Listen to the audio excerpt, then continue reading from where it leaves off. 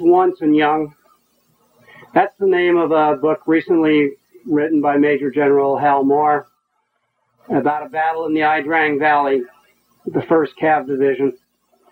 There's over 300 names on that wall from that particular battle. I think the title of the book is very fitting. We were soldiers once and young.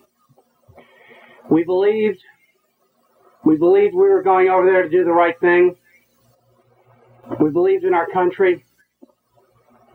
When we got over there and we saw the enemy we were facing, we saw the kinds of atrocities that were being committed on the battlefield, many of which often are not talked about. We believed even stronger. And when our country stopped believing, we still believed. And we believed in each other. More than anything else that happened in Vietnam, we believed in each other.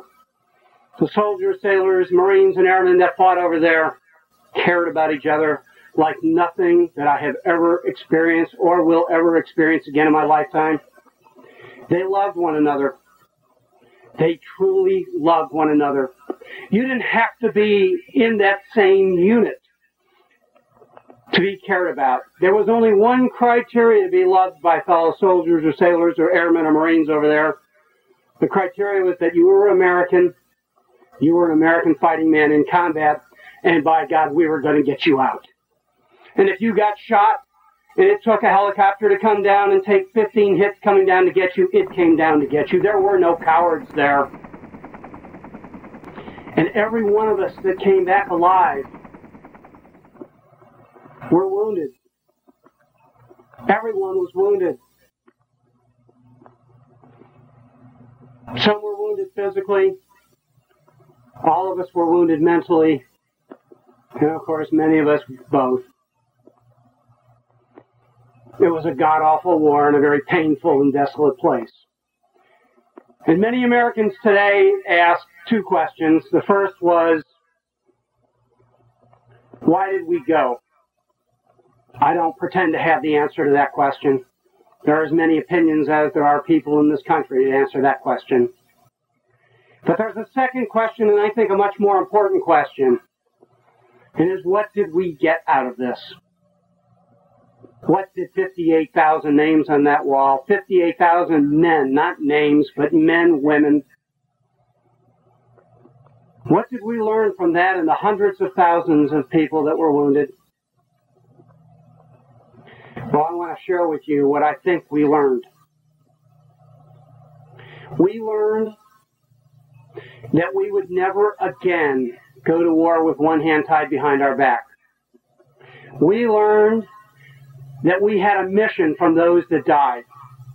We learned that these dead men on this wall gave us a sacred duty, and that was to make sure, absolutely sure, that this country did not commit to battle again in a half-baked manner. And so when places like Grenada came up, and Haiti came up, and Panama came up, it was veterans in and out of the military that said, wait 1 minute. Let us not go half-baked. We go in, we do the job, we get it over with, and we get our men home. And if it isn't that way, it's no way. It was Vietnam veterans in and out of the military that when it came to the Persian Gulf, General Powell, many others said, wait 1 minute. We aren't going to repeat Vietnam. We're going to do this right. And there was hundreds of other places that most of you don't even know about that we didn't go and fight and die because of the Vietnam experience, because of the Vietnam veterans, because of what we learned by these deaths. I can tell you that I was personally involved in discussions about whether we should be in El Salvador or not, whether we should be fighting there. Discussions about many other countries that we might have otherwise committed to send Americans there and shed even more blood. Those things didn't happen. And they didn't happen because of the mission that was handed to us by the dead men and women represented on the wall behind us. That very sacred mission, not on our watch, not so long as any Vietnam veteran has air to breathe, a voice to speak, the ability to see and write, will we allow this country to commit to something half-baked? And I thank God and I thank those men that died.